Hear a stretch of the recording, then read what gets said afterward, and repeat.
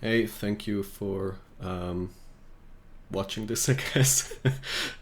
I know the start of my videos are really weird. Uh, yeah, so thank you for clicking on the video anyway.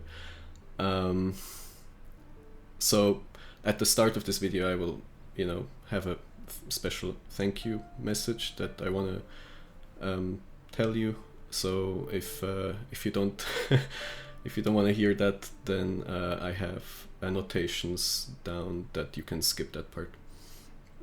But so yeah. Anyway, so I want to first of all, before the Q&A starts, I want to really thank you all for the 1,000,000 subscribers, which is it's insane. So I really don't know anymore what to say about like the level of my level of appreciation for you. I can't put it into words anymore. So I watching this must feel really awkward because I'm stumbling over all of my words because I literally don't know what to say. It's so big, and I never anticipated any of this to happen, and I'm not sure how I can properly say thank you to this, but I actually have I prepared a very big gift in secret that I worked on for the last 6 or even 7 months really hard, and so I will be able to show you that very soon, and I hope that you will enjoy that, and that it will give a bit of a better, that it will serve as a better thank you, a more appropriate way of thanking you. So yeah, I just wanted to start with that, and now we can go to the Q&A, I guess. Because I honestly don't know what else I can say. It's just crazy to me what happened, with my channel, and just the support that I get from all of you. It's really it's beyond words. So yeah. I hope you forgive me if I'm not able to articulate myself well in this thank you message, but it's also because I don't script any of my videos. So I could have written a speech, like where I can choose the right words and stuff, but I always feel like that's a bit artificial and a bit too formal.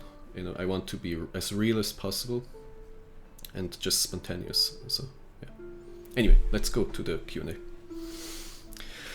Okay, so I will try to answer everything, but it might be a super long video. But I feel like it's another little thing I can do to show you how serious my appreciation is. That I really will try to put in the work to answer as much as I possibly can. And another thing to tell you in advance is that the camera that I'm using is a really good camera, but the only downside is that it tends to shut off at about 15 minutes in recording. So at least that's how it was last time. So there will be cuts in this video just because the camera will shut off. Okay. So first question. If you were not a musician, what would you have liked to become? I always wanted to do something with art. Actually, my first my first dream job, and this will sound very funny probably, is when I was 13. I really I drew all the time, and I drew like manga style of drawings. And my first dream job was to become a mangaka, a person that draws and writes manga comics. And but in terms of a more established form of profession, a more regular profession, the most that comes in that category was that I always loved linguistics and etymology, and during my teenage years I thought it would be really, really cool if I could study that in university one day and then become a professor for university, for giving lectures about etymology and just linguistic subjects. I wasn't really 100% sure what I wanted, but I really like that, and old languages, especially like Old Norse and yeah.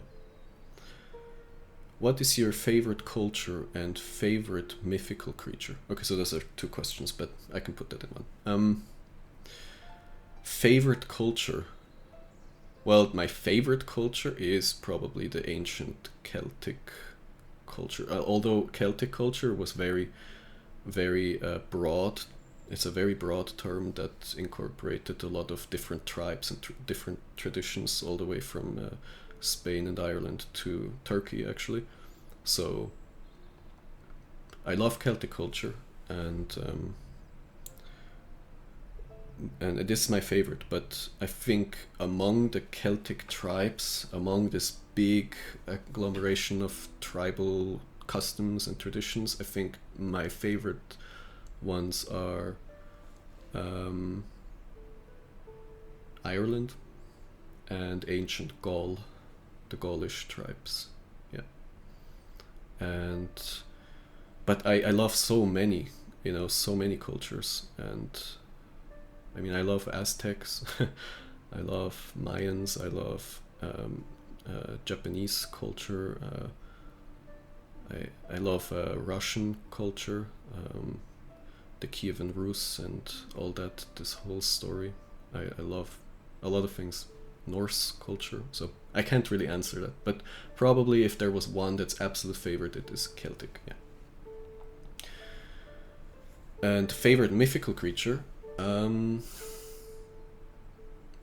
I never plan this stuff, that's why there will be some moments where I have to actually think about an answer, because I never thought about what's my favorite mythical creature. Mythical creature, right? Yes. I like the Kirin.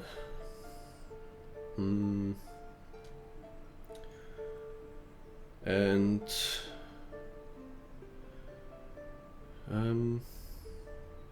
I can't really think of something really good right now, because I like many different ones, but so I can't tell you the favorite one, and it would take too long to think right on the spot. But the Kirin, I love the Kirin.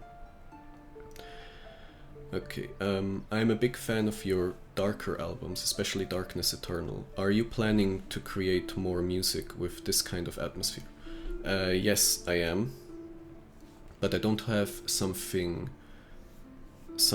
clearly planned at this moment, because Darkness Eternal was the last part in the Dark trilogy that I worked on for many years, and now that that's done, I'm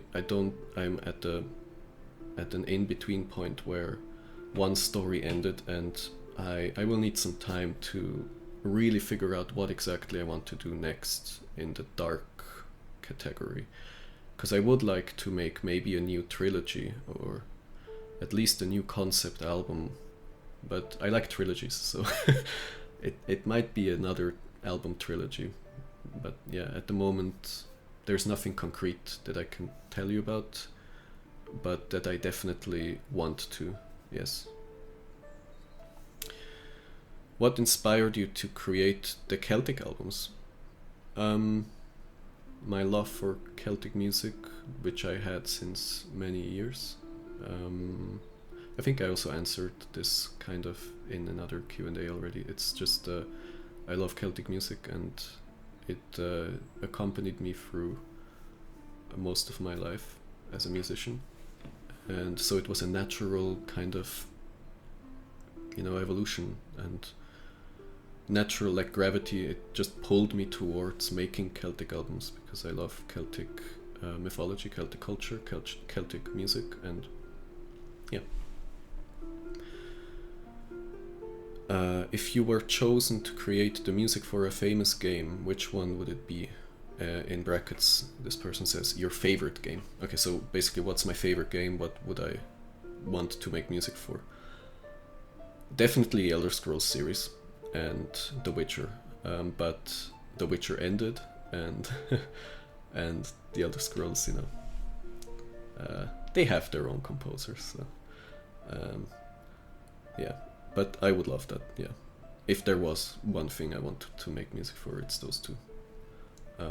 Also because especially the Elder Scrolls has been an actual inspiration for me for many years in terms of music and just the general fantasy inspiration, the world. It gave me so many ideas and yeah, had a big impact on me. Will you compose other dark music like Blackened Soul and Dark Overture? These are my favorites, as you know. And I will really love to hear some new music like this. Yes, okay, so Blackened Soul and Dark Overture, they are dark church organ songs, and yes, I really want to make more of those. I miss church organ, and I haven't done a church organ song in a very long time, so I definitely want to make one, yeah. A very, very dark, powerful, orchestral church organ song. Any upcoming ancient Middle Eastern project? And this person also says that I made one type of Middle Eastern music, and there are many more that I could explore, like Canaanite and a lot of others. So yes, you know, a lot of those, especially ancient types of music that are from Mesopotamia and the Middle East in general, are very hard to get the correct sound of, and the correct instruments as well. So until now, when I made Arabian music, Middle Eastern music, I made it more like a generic, all-encompassing Arabian type of music, and not very specific towards one specific culture within the Middle East, because that would be very difficult. I thought also a lot of times actually that I would like to make ancient Egyptian music, or at least music about ancient Egypt. And I started doing Roman music, and I actually also have Greek music in progress that I already made, but it's not done yet. And yeah, so I will definitely do that. I will do more Middle Eastern music. I don't really know what yet. And if it's ancient music, I have to really research a lot to be sure that, you know, the quality is good and the culture is really well represented, that I do it justice. On a scale of 1 to 10, how important is nature to you as an inspiration? 10. Yeah. It's extremely important. I lived for a bit, I lived my whole life here where I'm right now, in this town. And there is nature around here, thankfully. And there was one period where I lived in another place which was more urban and didn't have much nature around, and that was between 2015 and 2018, and in that time I made way less music than in all the other years, and a big reason was definitely because I missed the nature, and yeah, it really affected me, so it's very important for me. If you could, what country would you travel to, and specifically where inside the country? Many. Iceland, Norway, Japan, Canada, Australia, New Zealand. Those are my favorite countries, but also many others. But this is always like the countries that I can think of off the top of my head. That and Ireland. Oh my god, or did I say it? No, I didn't. So yeah, those countries for sure. And where inside? Did it say one country? What country would you try? So only one country. And a specific place in the country. I think I would want to see the southern part of New Zealand with the big snowy mountains and forests and lakes and stuff. I love. It's also because of the Lord of the Rings, probably. I love that place. And Switzerland sometimes reminds me of that scenery, but it is different. What inspired you to do the Sealed Kingdom? The Sealed Kingdom, I actually don't remember. I don't remember what inspired.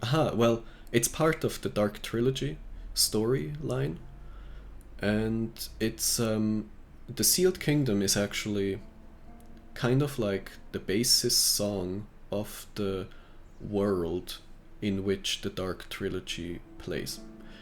And I really want to write down the Dark Trilogy once in words so that you guys actually know what I'm talking about, because it is a story that I have in my head that I could write down.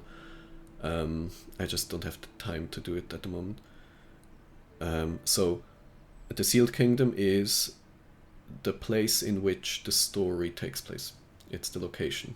It's the Sealed Kingdom. It's an alternate dimension in which it's like an alternate fairy tale horror dimension in which there is a kingdom that is sealed from the rest of the world. And I'm not going to explain more than that, but yeah. So where do you draw your inspiration in making music? Do you spend hours, days, weeks thinking about it, or does it just pop out of nowhere? It's both. I don't know which one it is more, but it's definitely both at the same time. It can be either or. I would say the best songs, like in my opinion, my best songs are songs that pop out of nowhere and that just give me a melody in my head and I'm like, wow, I have to write that down. But there are many songs that I really sit down with a concept in my head and I want to explore that concept, a story, and I'm trying to find the right sounds in order to get that feeling out and the story out that I have in my head. So it's both. Actually, The Sealed Kingdom is one of those examples. It's a song that didn't pop it into my head. I sat down and really thought about how would I represent that place that I imagine in my head. If you had the option to time travel and go to any era and live there from now on, which time period would you choose to live in and why?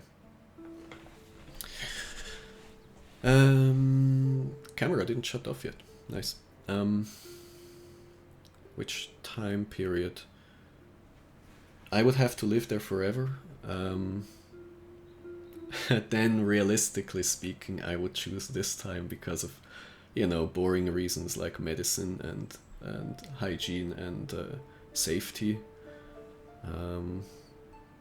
But in terms of what I just like aesthetically the most and what interests me the most, I would go to the period of ancient Rome when it was like bordering between the Republican and the Empire times, the Imperial Rome.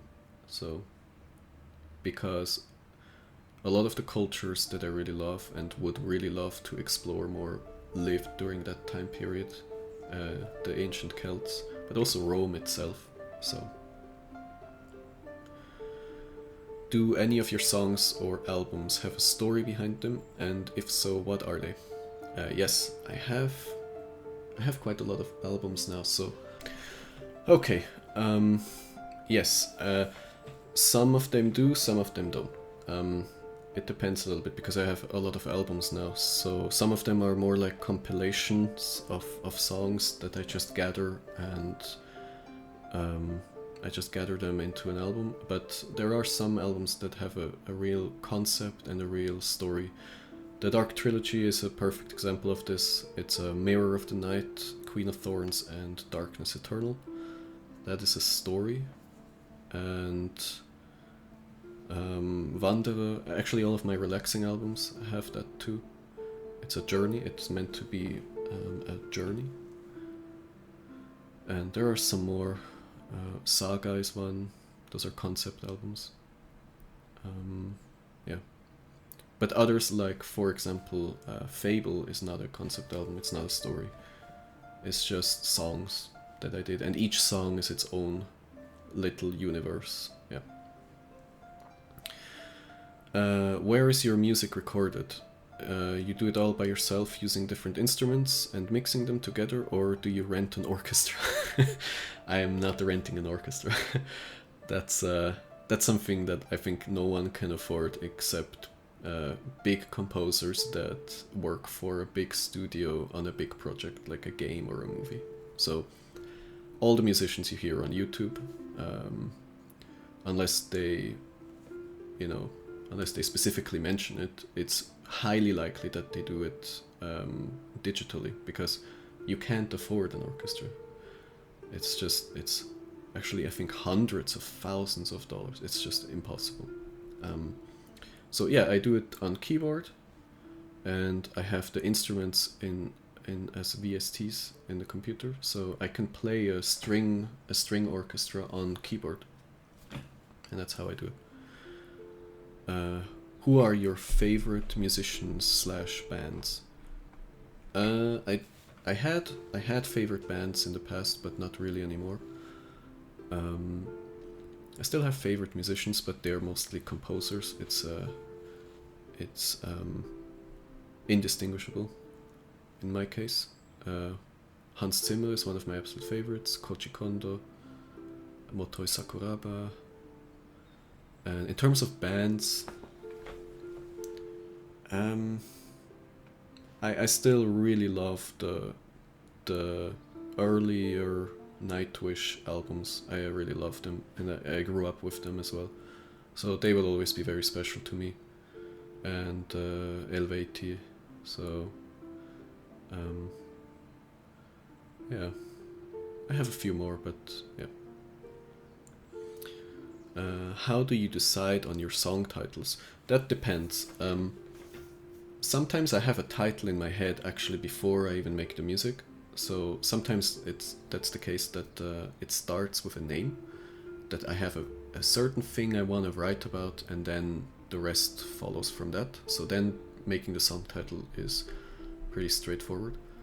In a lot of other cases, I make music, I have certain scenery in my head, and I know what it should be about, but a song title, like a few words that explain that exact thing, is super hard sometimes.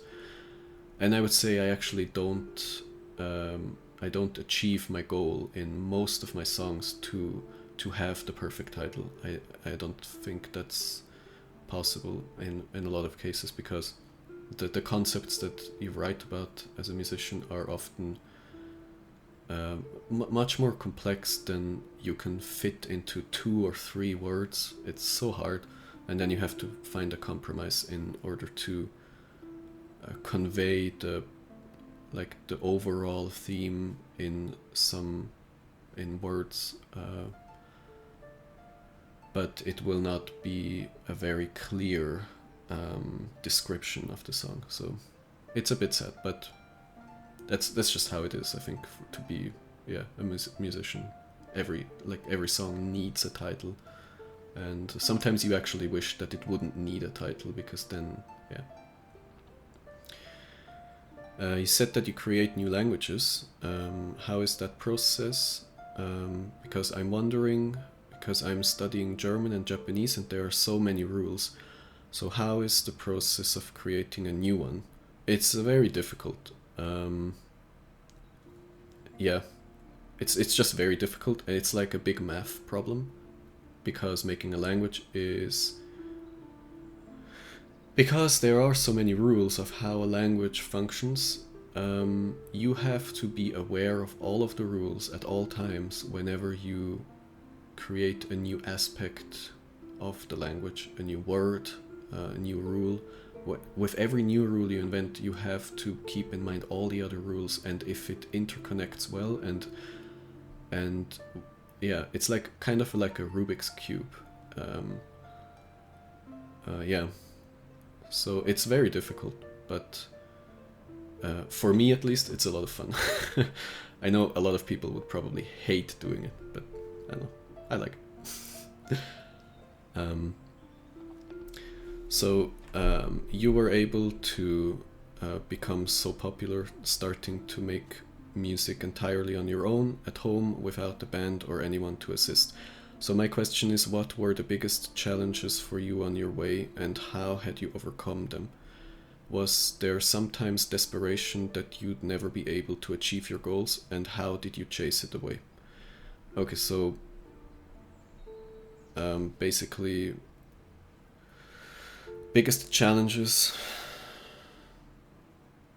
and how I overcame them. I honestly never looked at my channel, at my career in this way, and that's why I can't answer this challenge really well, because it, you know, the amount of quote unquote success that I achieved on YouTube was an accident. So I just wanted to make music, and I was happy when people listened to it, and I'm still happy, and it will always make me happy when people listen to it, and I'm extremely thankful that I am able to do this as my job, my biggest passion. But it was never a plan. I never planned it, and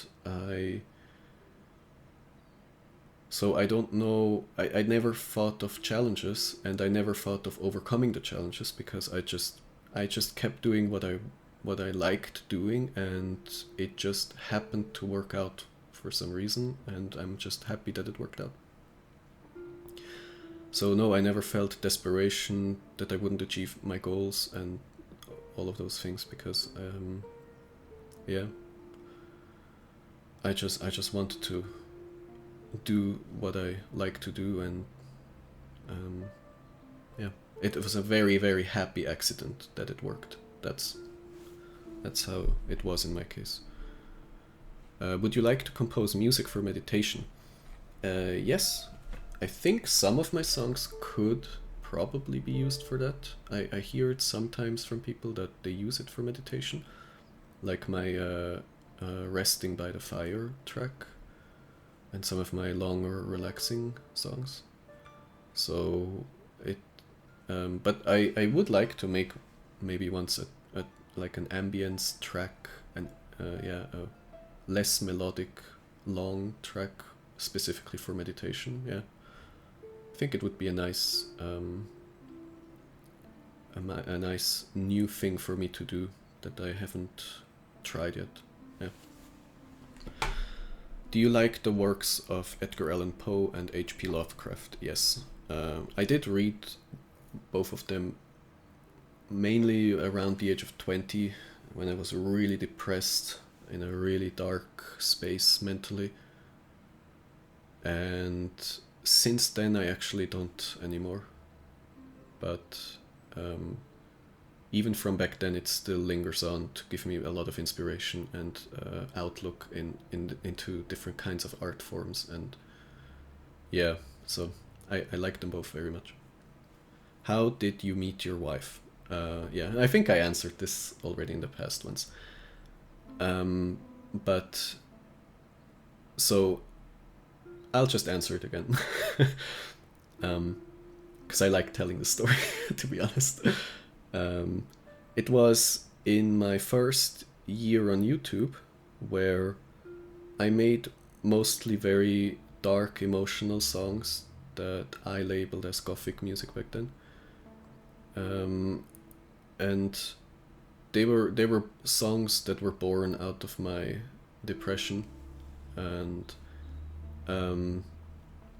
my channel was really small then, and but one of the people that listened to the music was apparently my wife, and she listened to those songs while making her paintings.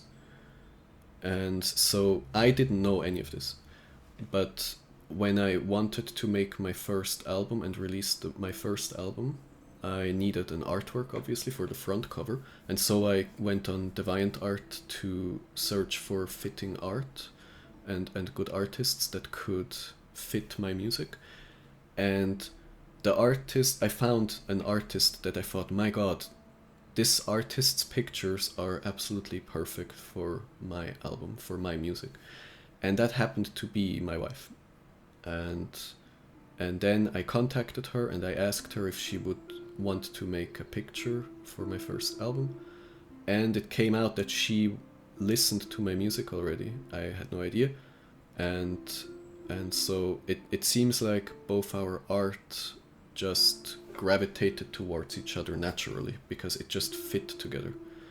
And then when we started talking, we instantly realized that we fit together like two puzzle pieces as well.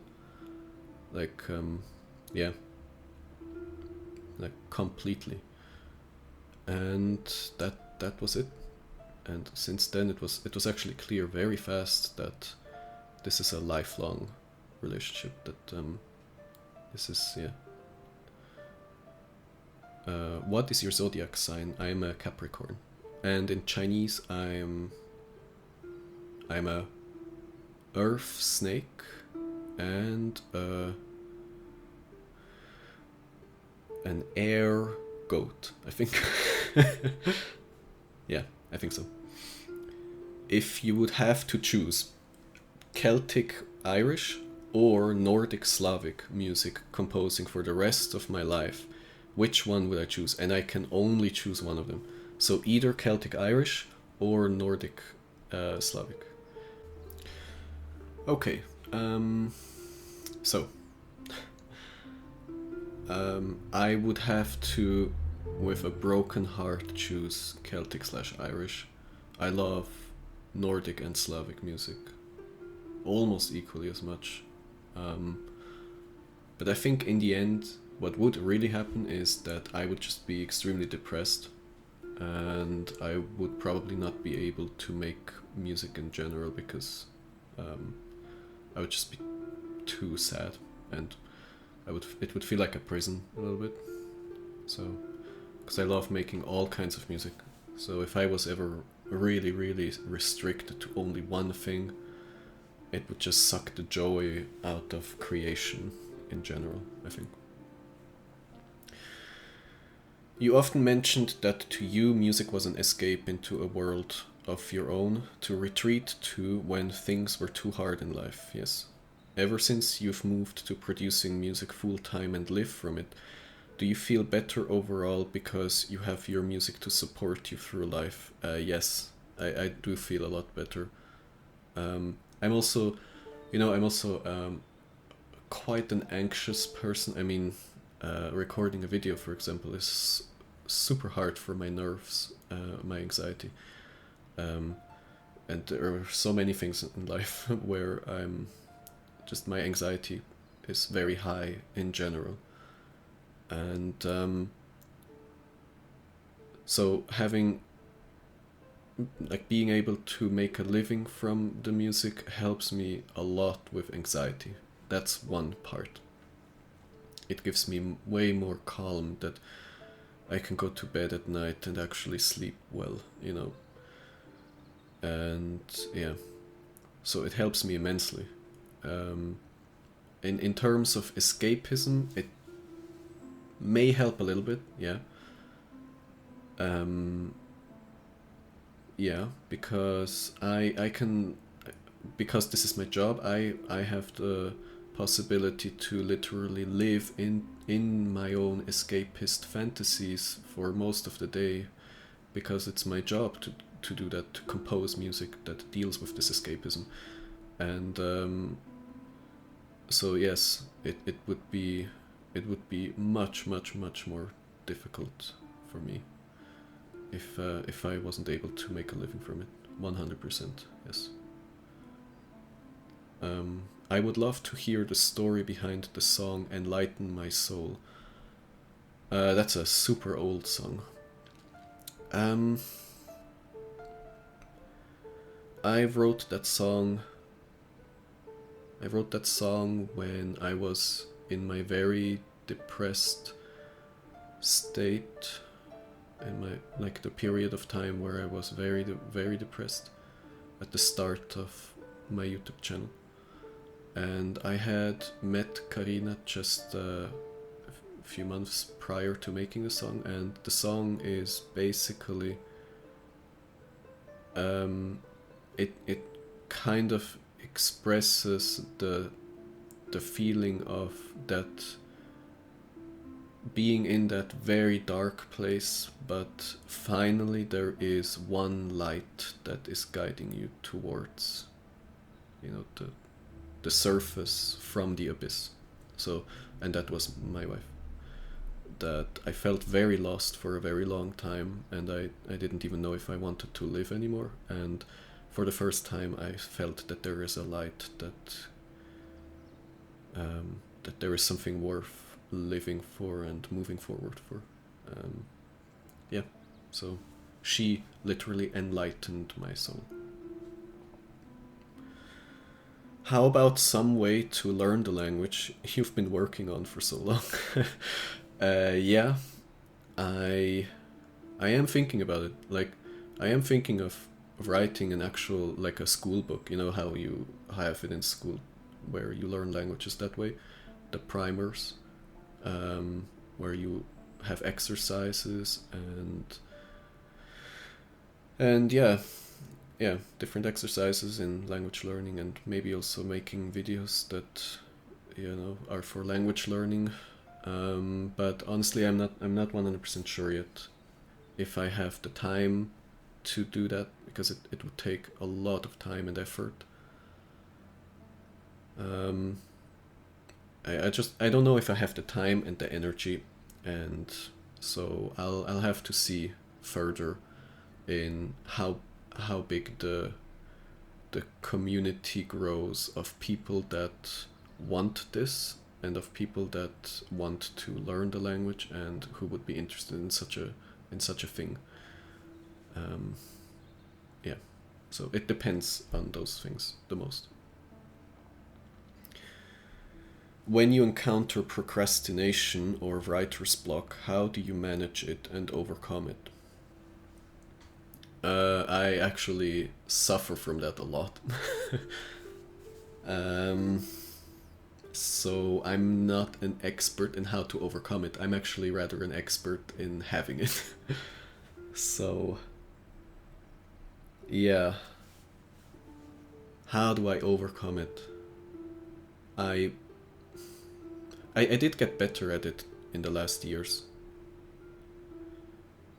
But I don't have a technique I can share, because honestly, just through the years of learning how to deal with it, that I just started to become better after a while at kicking my own butt and just ripping myself out of my little comfort laziness bubble, and to just really I just slowly steadily learned how to kick my own ass, basically.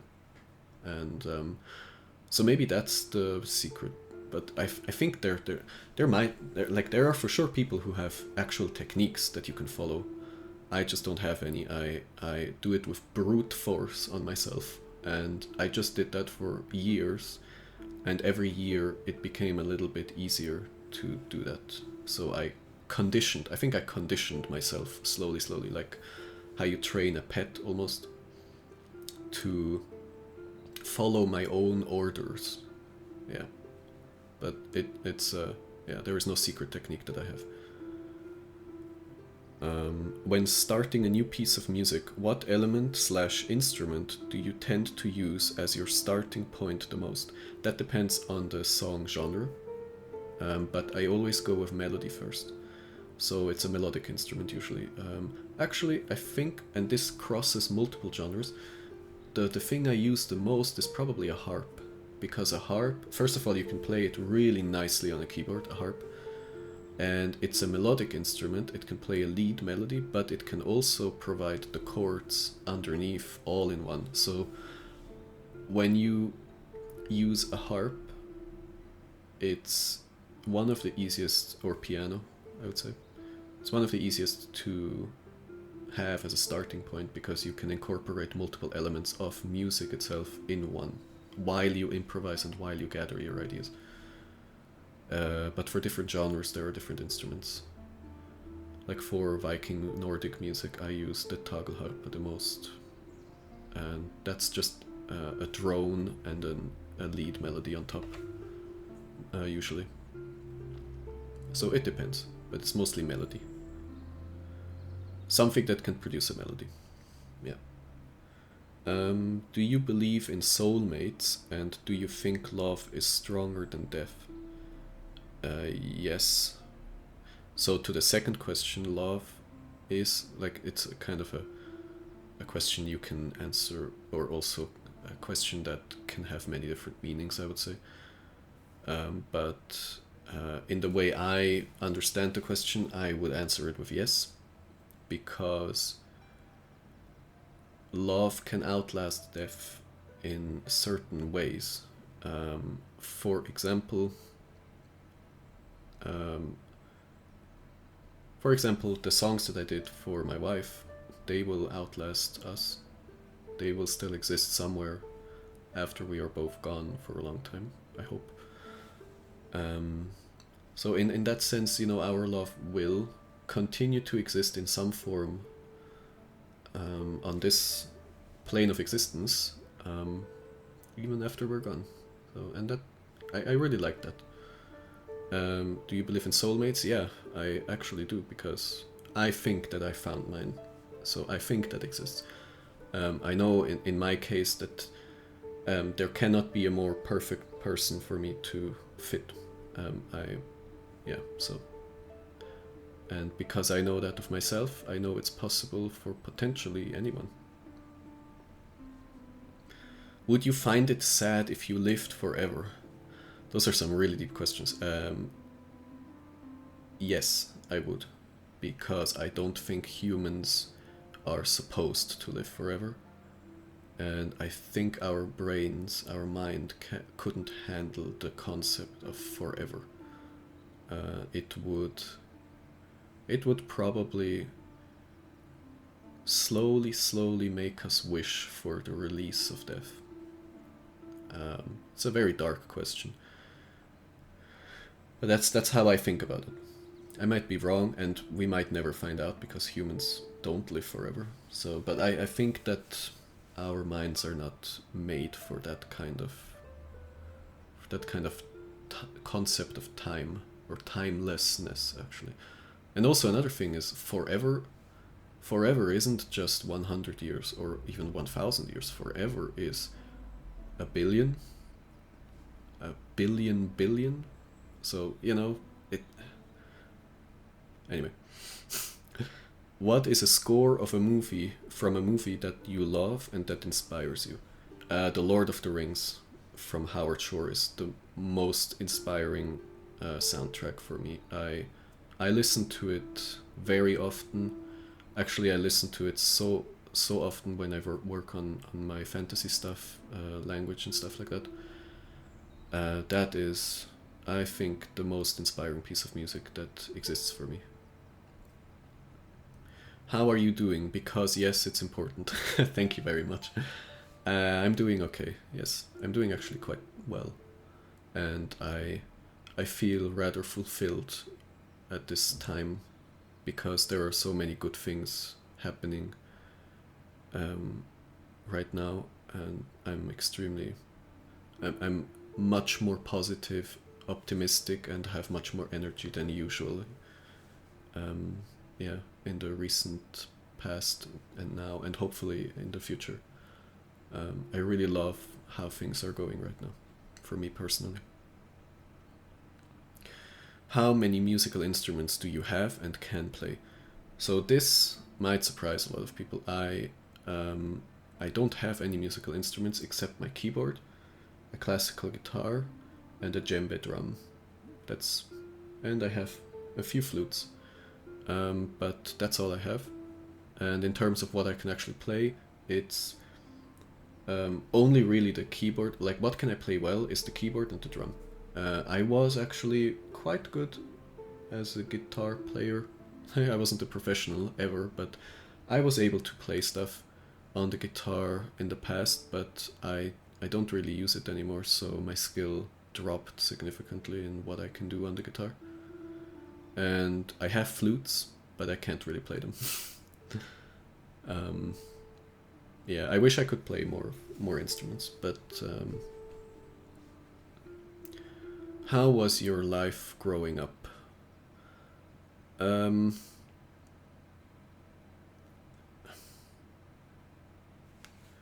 I would say I had a childhood that I can't complain about.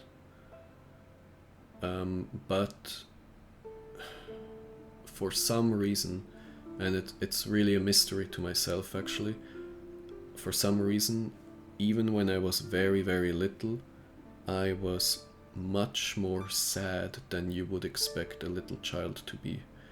I was always kind of sad and very reclusive, I think is the word. I was isolating myself, and I was sad, and I was always very introverted. I don't know why. Maybe I should look at that with a psychiatrist or something, but yeah, I had like a sadness inside ever since I can remember. It's really weird. Yeah, so my childhood was good. My childhood wasn't in any way special, but it also not in no way like super bad or something. My parents divorced when I was 9, and that created some problems. But I have a good brother, an older brother, and I don't know. That's all I can say to that, I think, without going like into super deep stuff. But yeah. Which fantasy creature would you prefer to be? Okay, so now it's fantasy creature. That's not the same as it was mythological creature before, right? So which fantasy creature would I want to be?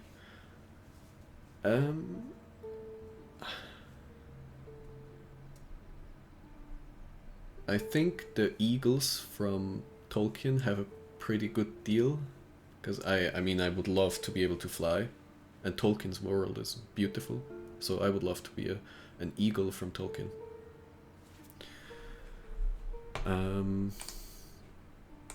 Okay. How do I feel as someone with depression that my music helps others with their depression and other struggles? Yeah. It's one of the best things, honestly. It's one of the best things about that I have this channel.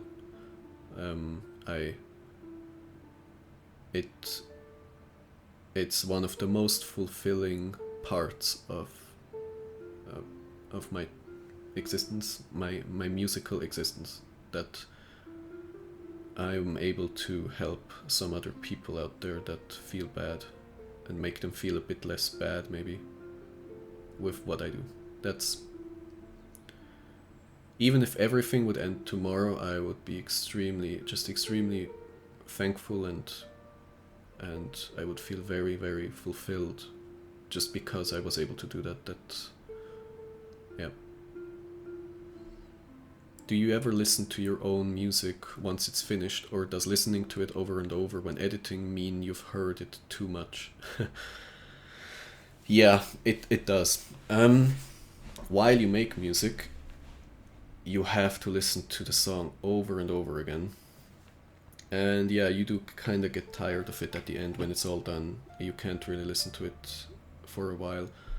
But after a while, you can come back and listen to it and enjoy it. And at least in my case, I'm able to enjoy it again and look back fondly on it. There are a lot of songs I never listen to anymore, my own songs. But there are some other songs that I listen to quite regularly, actually. How many hours a day do you spend writing your books? As is explained in the language document, I am spending currently 0 hours on my book. But I will start soon, and hopefully it will go well, and I think I will try to do like at least 1 or 2 hours a day. But it depends what life does. And also I have a music channel, and music is my main thing in my life, so I will scale the amount of work that I do with writing according to how much I work with music.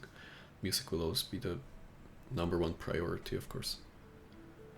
Why is it important for composers like you to express their feelings through their music? I think everyone has to express themselves somehow, their feelings, and as musicians you do it with music, and as painters you do it with painting, and everyone does it in some way. It's important as a human to express your feelings somehow. And this is just my medium in which I can do it the best way. So that's pretty much all that I can answer to that, I think. There isn't, I don't think there's some mythical, weird, special reason. It's just that humans have emotions and everyone has to express them. Yeah. I'm always waiting for this camera to shut off in the middle of the sentence. Which of the Valar do you worship the most? That's a reference to Tolkien's world. And the Valar are like the gods of Tolkien in Middle-earth. And I actually thought about this. This is one of the questions that I thought about prior recording, so that I'm really sure about my answer. And my answer is Lorien, the Lord of Dreams, which is probably not surprising to a lot of you. I'm writing a fantasy novel. I never ever read any book, but I'm writing it. Now the question is, what if my writing is slightly the same somewhere? Well, I know it's hard because I think what this person wants to ask is, what if the things that he writes about already exist somewhere in some form and he just doesn't know about it, and he's writing a story and then it's like not original by accident? And the answer to that is, you will never know if your creations are 100% original, because there is a few billion people on the planet and many of them do art in some way, and with that many people, with so many brains constantly coming up with new ideas, you just don't know. And you just have to do what you like to do, and if by accident it sounds like something someone else did, then you just, you can't escape it 100%.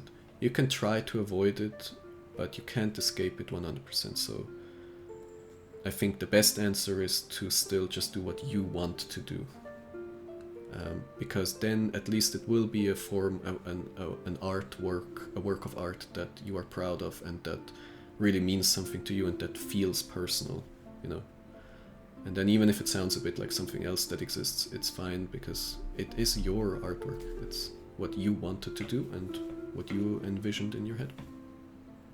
Where do you see yourself in 3 years? Honestly, doing the same thing I do right now. I can't really imagine something that would make me happier. This is the best thing I can imagine in my life to look like, to be able to do this, and yeah, to be a free, independent creator of music and any other art that I might want to do, including writing and language and everything, and to, yeah, I would love to just keep this, basically. I don't have any aspirations or stuff like this. I was never the type for it, so I just want to do this because it's the best thing I ever did. What was the hardest part about creating a fantasy language? It's so there are two different types of difficulty or hardship about that. One is the most difficult thing.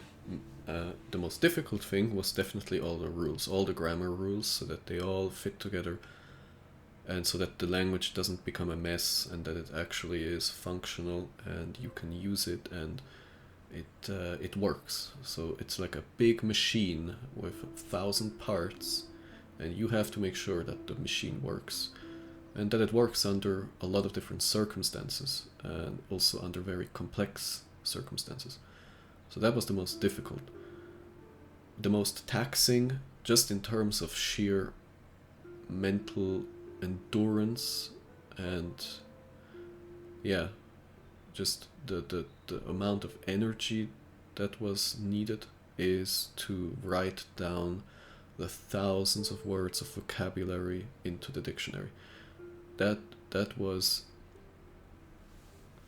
from like a standpoint, like from an intellectual viewpoint, that wasn't that hard. It was just extremely gruesome, like grueling work. Yeah, it's yeah. So it's two different types of what was the hardest. History or mythology, and why? I actually don't know if I could choose one. I love both, and I find both equally fascinating.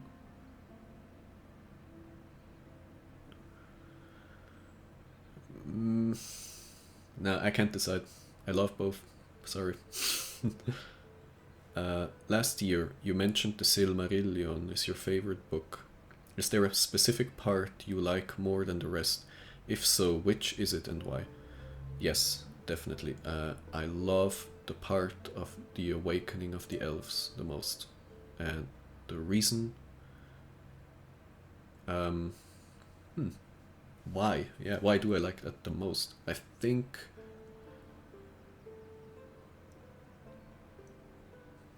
I think it has something to do with the illustration from the book that I have, which is, it's just so unbelievably amazing, the illustrations of that I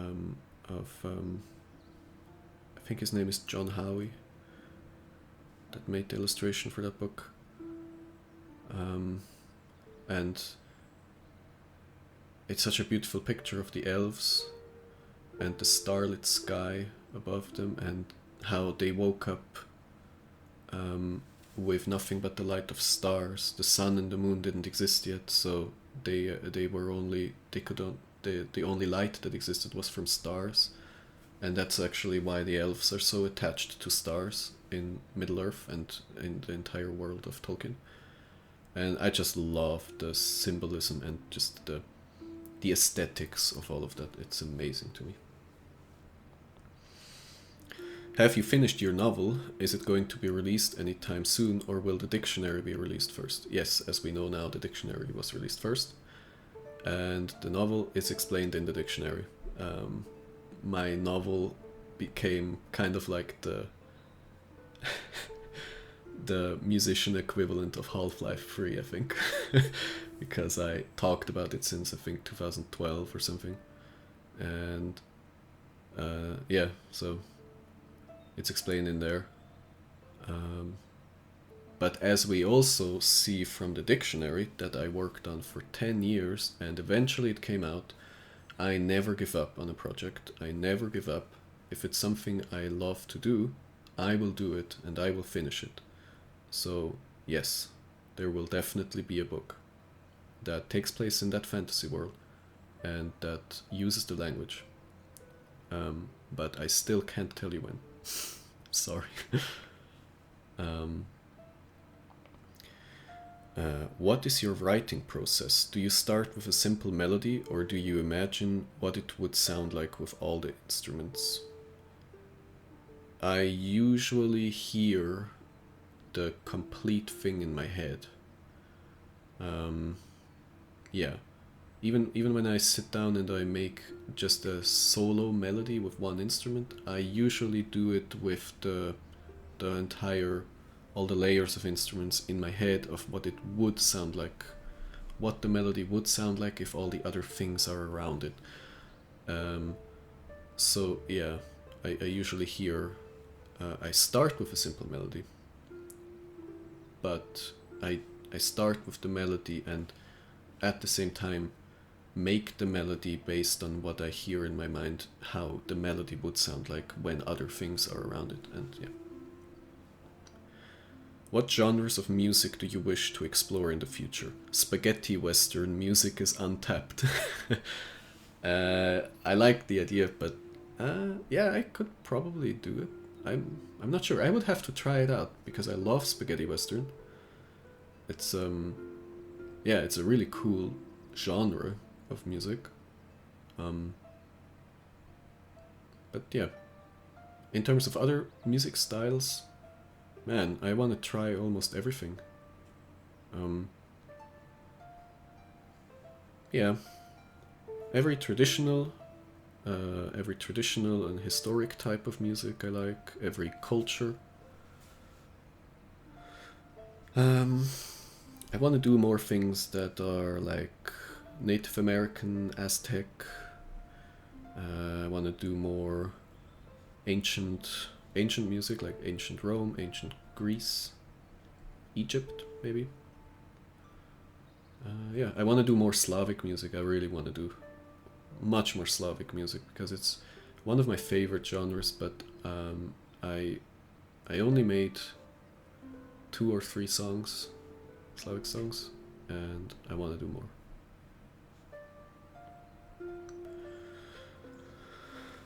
When you're making music, do you start with an idea for a concept/mood and work from that? Like, as an example, deciding to do a piece about the Dragon Rider? Or does the concept come through the music as you create it? Like writing a song and then thinking, hey, this makes me think of a Dragon Rider. Yeah, it's both. As I said, I think I said earlier something similar, that sometimes the concept is first and sometimes I just make music and I play something that makes me feel something, and then it creates scenery in my mind, and I realize while making the song what the song is about, and so it's like a symbiotic, it evolves in like little steps, like a ping pong game. Who are your biggest musical influences? I think in terms of influences, the biggest ones are composers from my childhood, of the games, the games, the movies that I spent my time with, and also the bands that I listened to in teenage years. So it's Koji Kondo with the Legend of Zelda games, 100%. Motoi Sakuraba also with games, especially Golden Sun, I would say. And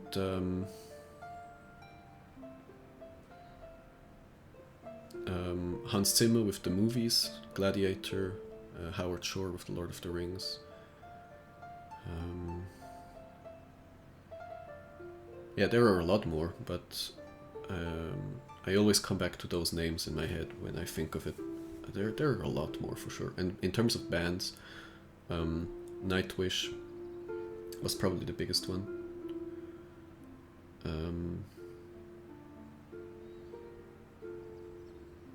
terms of bands, I think there is less clear influences, except Nightwish, and only in terms of my troll music, it's a Thing Troll, and yeah, there isn't much more that's really like that I know that this influenced me in terms of bands. Helveti also did, yeah.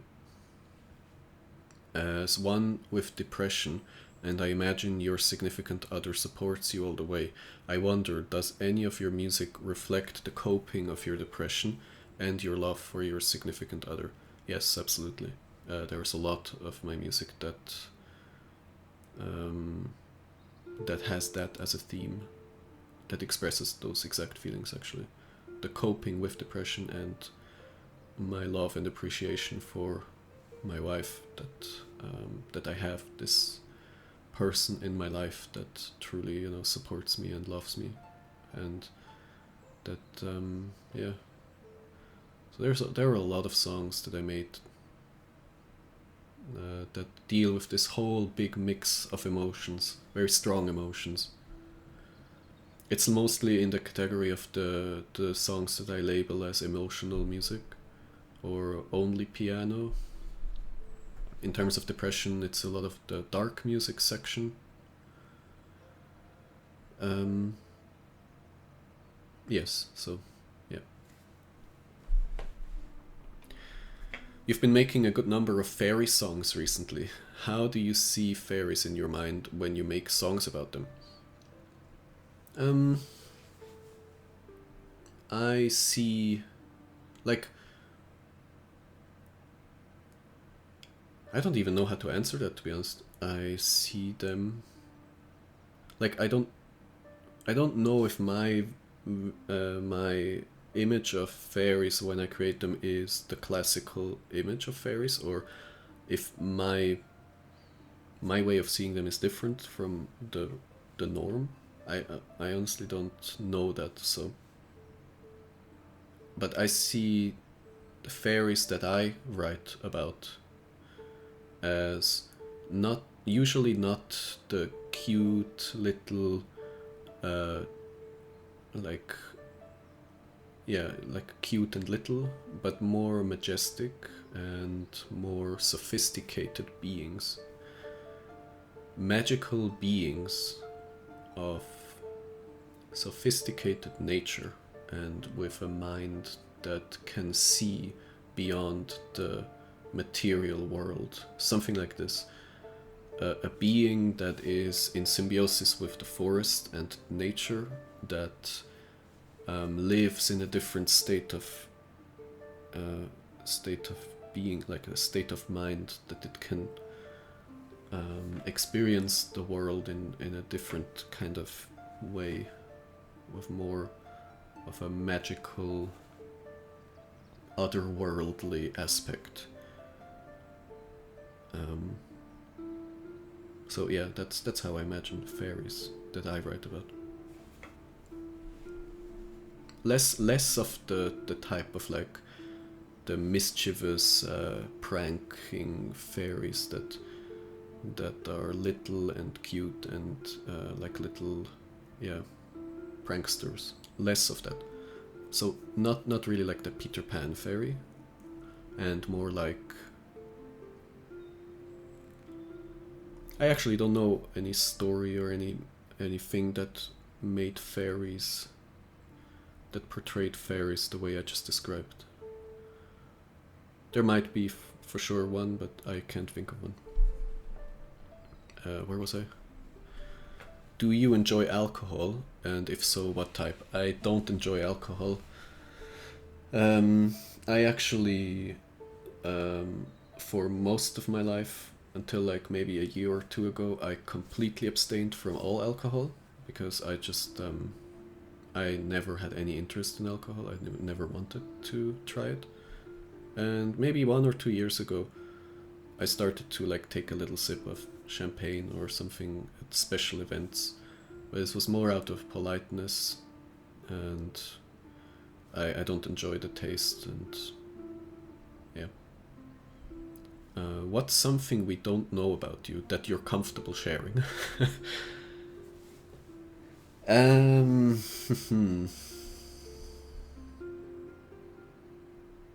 I don't know.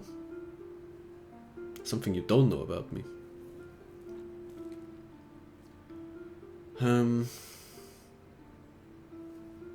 I don't know. And I can't think too long because it's a video and it would be too boring if you just see me think. I have a cat and I talk to her, and I really I really talk to my cat.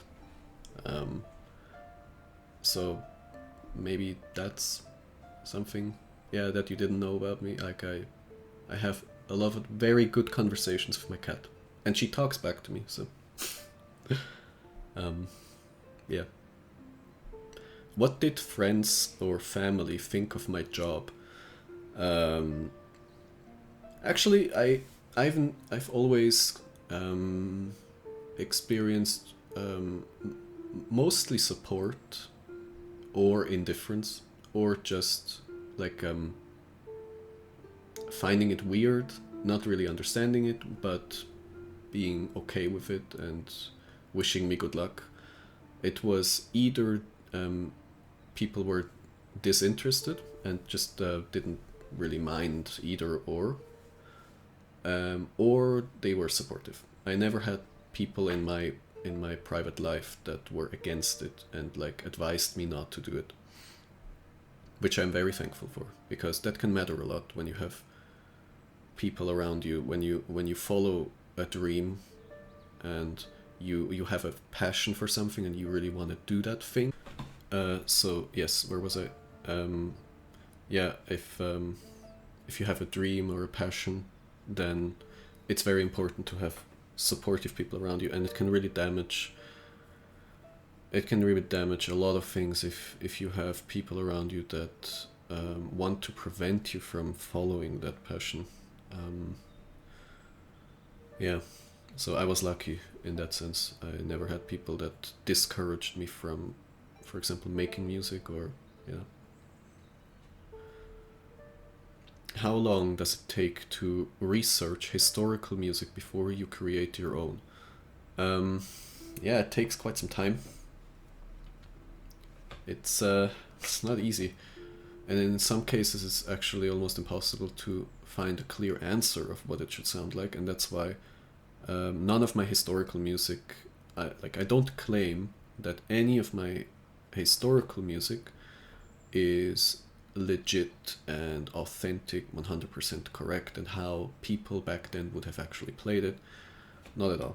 I make music, even historical music. Some I try to get closer to that authentic feeling, and some I'm more free in how I interpret it.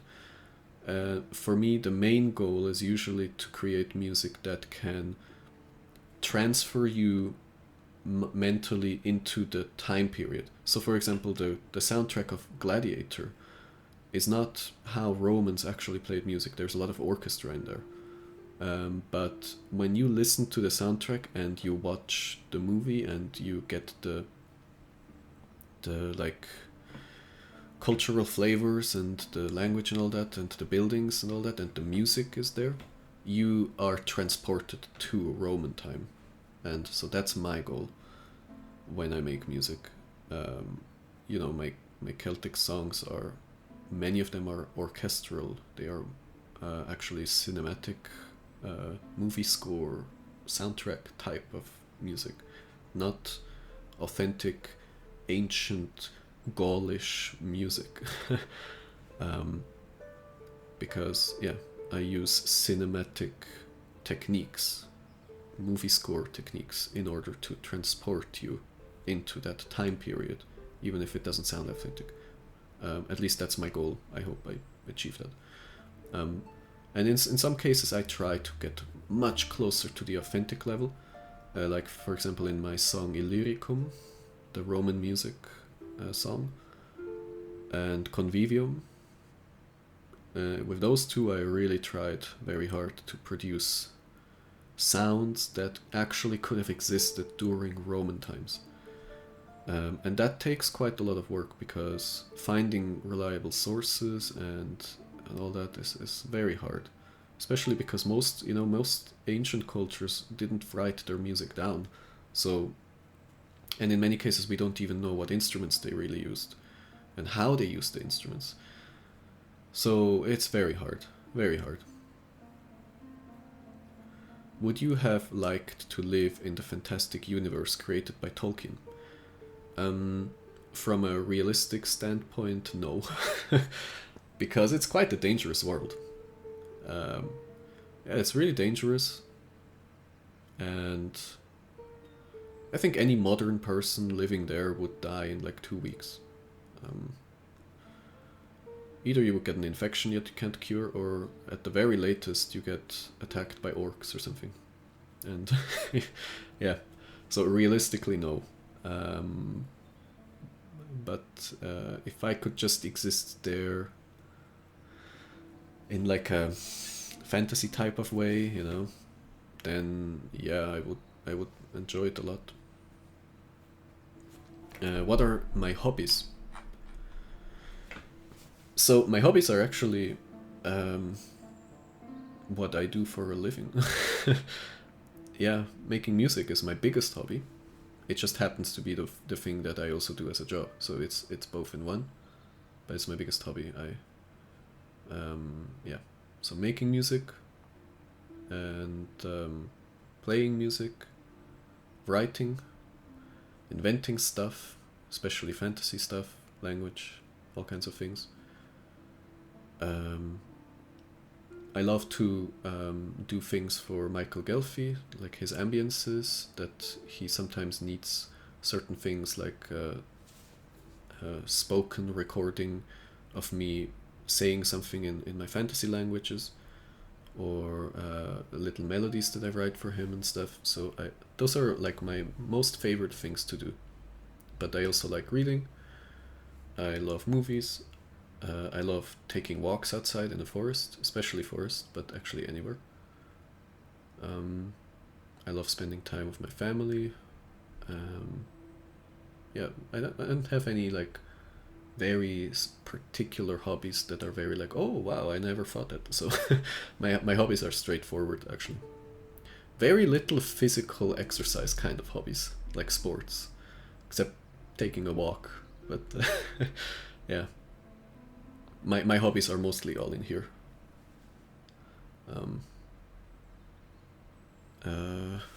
Where was I? Is making music like telling a story? Yes, I would say so. In my case, more often than not, it is. Yeah, more often than not, my songs are kind of like a little storyline, and in some cases they are literally telling a story, a very clear story. Yeah, I like making music that sounds like a little journey with a beginning, a middle, and an end, where yeah, it creates scenery in your mind that you imagine, yeah, and stories and stuff. Yes. Which song was the hardest to do? Oh man. The hardest ever? That would take some time for me to think about, because I made quite a lot of songs.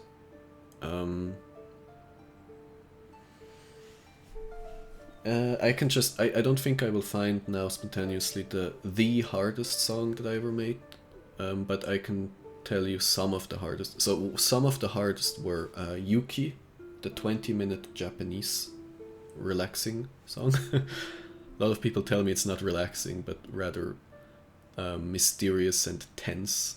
Yeah, but that was very hard because I had to use the Japanese scale. I forget the name of the scale now, but it has no chords and it only has 6 notes, and with those very limited notes I had to make interesting music that lasts for 20 minutes and isn't always the same. So that was very difficult. Something else, actually a lot of my long songs, it depends a bit. So Aetas Romana was also one of the hardest, also because it's Roman music, and I really had to figure out very well what sounds appropriate for Rome, and so that it doesn't branch off into Oriental too much, or maybe Celtic and other kinds of European music styles that we would recognize as something else, like medieval, Celtic, Nordic, whatever, or Greek, and so that was very difficult. In the end, I opted for a more cinematic approach.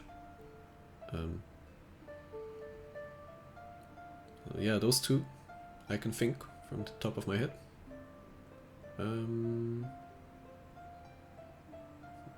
Maybe something that lies back much further than that is Ocean Daughter was very difficult, but I kind of knew what I'm doing, but it was a very unusual type of song for me to make, and so yeah, I had to think outside of the box a lot in that song. Do you like Vangelis Papathanasiou? Sorry, I actually never really read his last name, so I only know him as Vangelis, but yes, I like him a lot.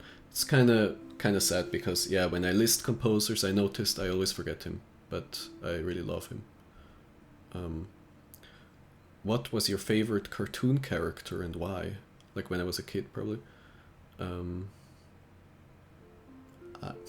I don't know. My favorite cartoon character. I watched much more anime than the Western cartoons.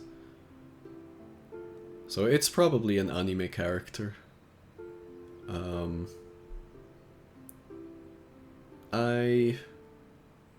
Man, I don't know. Animes. I think I always liked... Oh man, I'm sorry. I don't know. I always liked Piccolo from Dragon Ball. Because of his kind of redemption arc, where he is first a true villain, and then he starts caring for someone, and then slowly and slowly he becomes actually a very loyal friend, and he even sacrifices his life for that friend. Spoiler. Sorry, in case you haven't read Dragon Ball. But yeah, so I like Piccolo a lot. Other than that, I don't know. I can't think spontaneously. Which is my favorite hero and why? Favorite hero. That's a very broad definition, I would say. A lot of things can qualify as a hero. In terms of a classical hero archetype person, I would have to go with Aragorn. I was always very impressed with Aragorn. And he's an archetype. He's an archetype of, in my opinion, like the perfect benevolent king and heroic figure. He's almost a redeemer figure. The warrior of light that vanquishes the forces of dark. So he's a very classical hero, and when I watched The Lord of the Rings as a kid, and even to this day when I see Aragorn, like Viggo Mortensen act as Aragorn, I'm very impressed by the character. So I think he is my favorite hero, actually, from a classical hero perspective. In terms of a more broad sense of hero, I would have to think much more about it before I could make a appropriate answer to that. Which one is more important, mercy or justice? That's another one of those questions that is so deep.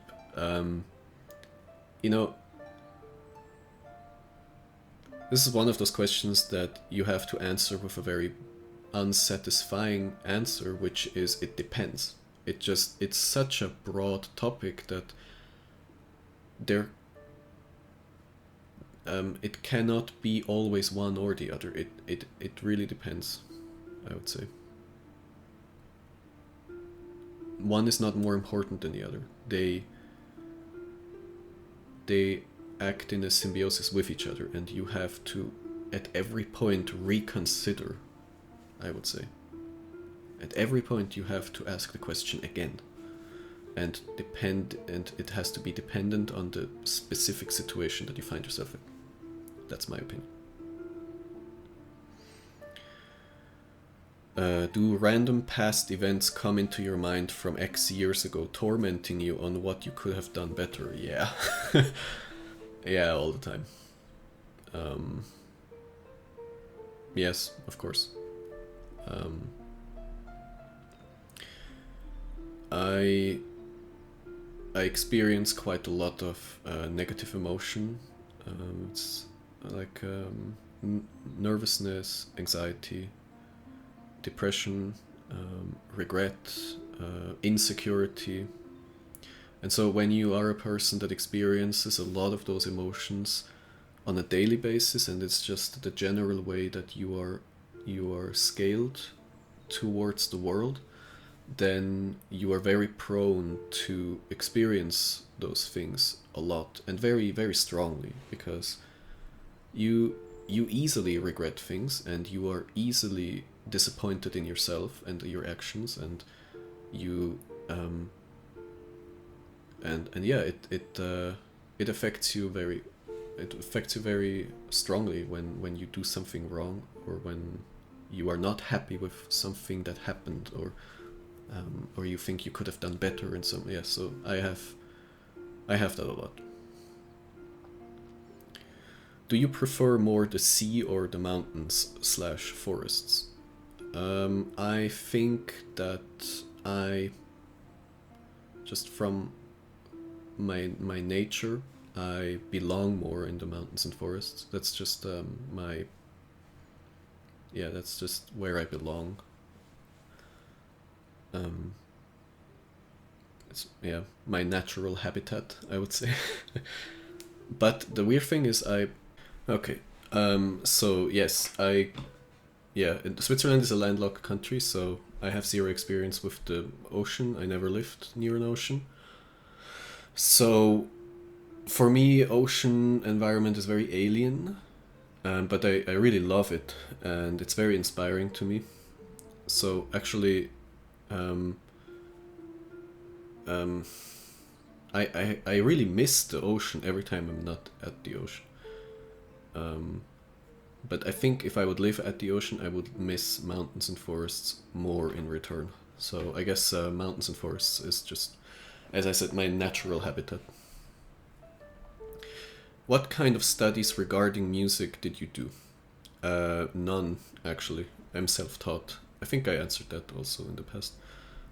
Self-taught with everything. I did take like 1 year of guitar lessons when I was 15. To learn like the basics of guitar playing, and that's it. Who were your crushes? Yeah, I had to include this one because actually I never had crushes, and I actually want to ask you guys if is that normal, because I personally haven't really heard of someone in my personal life that has never really had a crush, and in my like growing up years, teenage years and stuff, I just never developed any. So I actually wanted to ask you guys now, is that normal? What are 3 things that help you relieve stress? That help me relieve stress. Spending time with my family. That's a big one. I would say that's the biggest one. Yeah, that's the most potent stress relief. just spending time with my family, and especially my wife, of course. 3 things. The second thing, I would say taking a walk out in nature. And the third thing...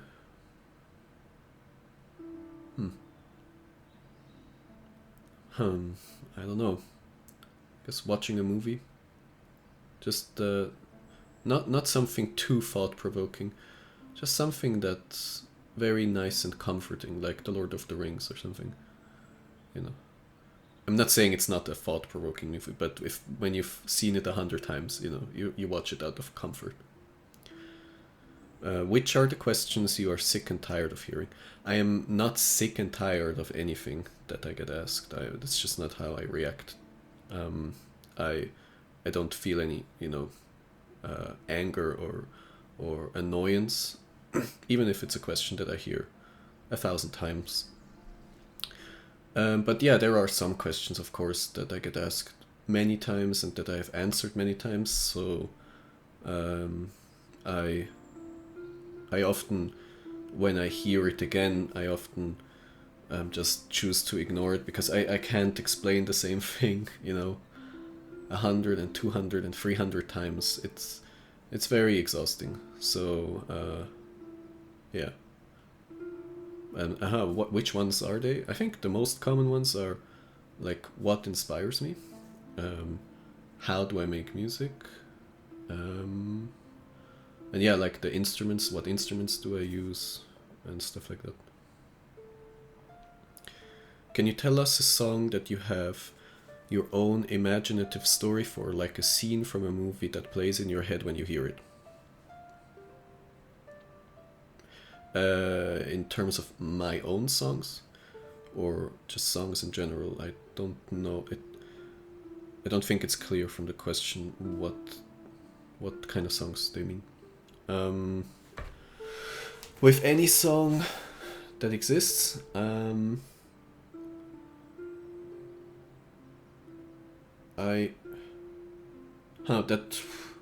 mean, you know, most of the music I listen to is from games and movies anyway, so listening to those kind of songs, the images you see in your head are very often directly correlated to the scenes of the movie or the game.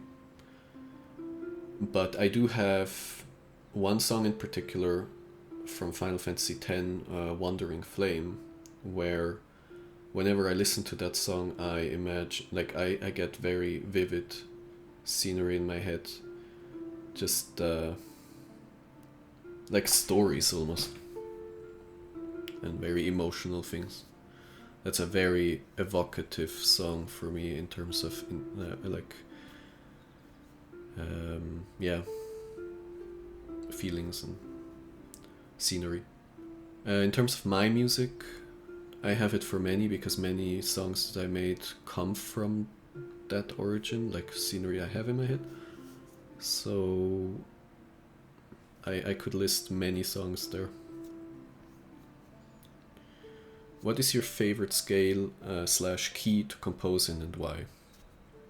I think that my favorite one is Aeolian minor, and the reason for that is especially on with the ground note F or G or Fis is also nice. A is also nice, just around there. There's some really nice sounds. Aeolian minor in E, F, Fis, G. Why? It produces a very how can I explain that? It produces a very raw, emotional, dramatic sound that is very, it's like, it's a kind of emotional sound that cuts right in the bone. It's a very simple but very powerful emotional sound that is like a black and white emotion. It's very difficult for me to explain this in words. Explaining music in words is very hard anyway. So it's a very yeah, so the reason is because it's very emotional sound, and it's also very versatile. You can it's like a little bit of a chameleon. You can do so many different things with it. Like I did with Aeolian Minor, I did songs that just are like regular folk songs, but I also did very dark and heavy orchestras and stuff. So you can do so many things with that. Have you read Hindu or Aztec mythology? Yes, I read both. I read much more about Aztecs, I would say. Yeah. I I read a lot more about Aztecs, but I also read about Hindu, like Hindu mythology. I find the gods very interesting in Hindu, and but also in Aztec religion mythology. So yes, I enjoy both of them. I think that the the Hindu mythology is a bit harder for me to understand. I think it's very fascinating, but I feel like to properly get a picture of it, I would have to read so much because it's so huge that I didn't yet find the necessary time or energy to do that, but I hope I will one day, because it's a huge world of lore and myths. You once talked about a Celtic story arc with 2 storylines. You also stated that it was getting bigger and bigger. Could you tell us where you are with this story? So yes, this is referencing to something I said a couple times, which is that a few of my Celtic songs are not just single songs I made, but they actually connect to each other into like a storyline, and they actually branch into 2 storylines. And it's something that I would really like as well to write down in text once, like an actual story. But again, time and like the necessary time to do all that. I have so many things with music already that occupy my time, so I really hope I can one day, but at the moment it's gonna be very hard. So I just make the songs instead to do something at least in that story. So where am I with that story? It's honestly, I couldn't tell you because I don't know. I didn't plan an end to the story. I don't follow a clear storyline. The story evolves as I make more songs. So it's kind of a it's a not accidental evolution of storyline. It's like I am following the path myself, and I don't know whether the story will be finished in 5 songs, so 5 chapters, or 10 or 15, but it will grow much larger than it is right now for sure, because I feel like there is still so much untapped potential in that story, especially because it branches into 2 different storylines, and the 2 branches converge into one, and that storyline can also grow more, the origin storyline, and then the 2 branches can also grow more. So it's pretty, it could get pretty massive. So that'll make it even harder for me to ever write it down, unfortunately, but yeah, we'll see what happens. What are your hopes for the future, and how is Carina doing? So concerning Carina, she said that she's doing fine. That you shouldn't worry about her, and I can confirm she's doing much better than she was in the past. So we're actually both doing better. So yeah. And what are my hopes for the future? To stay healthy. That's the first, for both of us to stay healthy, because without health you can't have any of the other things. And so health is the most important, and to be able to keep doing this music, art, to still be able to make a living from it, that I can pay my rent and food and stuff. That's very important. So I don't have high, like, extravagant things that I want in the future. I've never been someone with special wishes. It's also actually also people always get desperate and frustrated when it's about my birthday, because they never know what to give me, because I always I never have any wishes. So I'm the kind of person that's content with how things are, and my biggest wish is actually for just things to stay how they are, have a calm, nice life where I can keep doing this and you will keep enjoying it, and we can all hang out, and it's all, nice and peaceful, kind of like a hobbit life, I would say. Do you intend to compose more songs like Aetas Romana and also for other cultures? Yes, definitely. That's actually one of my biggest things that I want to do pretty soon. It just takes a lot of work. So I want to do it soon. I want to do a lot of them. But each one of those songs takes a lot of work, especially if it's for an ancient culture like Egypt, ancient Greece, or something like that. Because it's just harder. The particular styles need a lot of care to do them well, to do them justice. But yes, I definitely want to do that. I have it already planned. I already have some of them planned. I want to do an equivalent song to Aetas Romana for ancient Greece. That's for sure. That I already have planned. And I also want to do one like that, also a 20-minute song about ancient China, actually, like a mythological, very ancient China that, in a time where myth, legend, and reality is kind of mixed, and historical facts interlace with myths. And I love that time in human history where no one's really sure what is myth and what is real. That's very fascinating to me. So I would love to do that about ancient China. Do you have an Instagram account? No.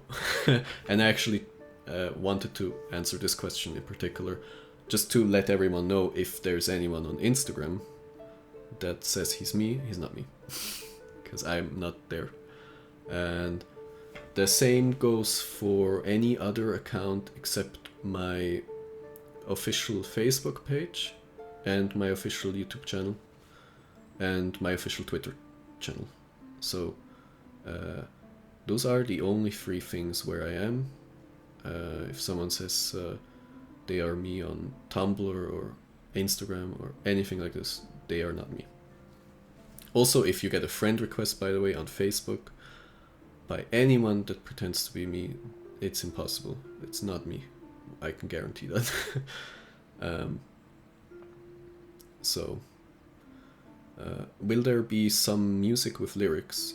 Yes, rarely, very rarely for sure, but I did now the first, is it the first? I think it's the first song I ever did with lyrics, which was Allan with Arianna, which is a singer from Italy, and a personal friend of us. So, there might be more like this someday, but I, of course, need the right inspiration, the right reasons. So I can't promise anything. It just has to happen naturally and out of a genuine inspiration. But I will always prioritize instrumental music, I think.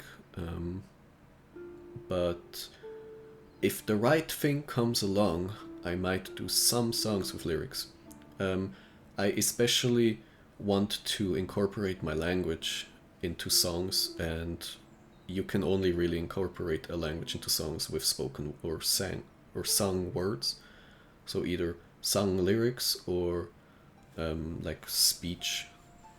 And I did both of them already, but yeah, I think I'll do more of that, because I really like doing it. I like to combine things, that like from my creations. So yeah, it's one of the things I would really love to do. And we're at the end of the video. So I actually took multiple breaks in the middle, because I think I sat here for like 3 hours in total, because you know the camera has to it shuts off every like 20 minutes or so, and then because it overheats, actually, that's the reason. And then I have to wait like 15 minutes for it to cool down, and so yeah, I've been here for a long time. I hope you enjoyed it. I was a bit less nervous, I think, this time than in the last Q&A. But I can actually feel my voice kind of failing now. And it also hits again the 20-minute mark, so before it shuts down, I want to just thank each and every one again for watching and for the support, the amazing support. And man, I'm so thankful that you're all here, honestly. Like, this is literally my life, and you're a huge part of this. Like, you're the main reason why, you know, all of this works. And I can have this as my job, my dream, hobby, passion. And yeah, thank you so much. And I wish you all a wonderful evening, night, day, whatever time it is. Thank you.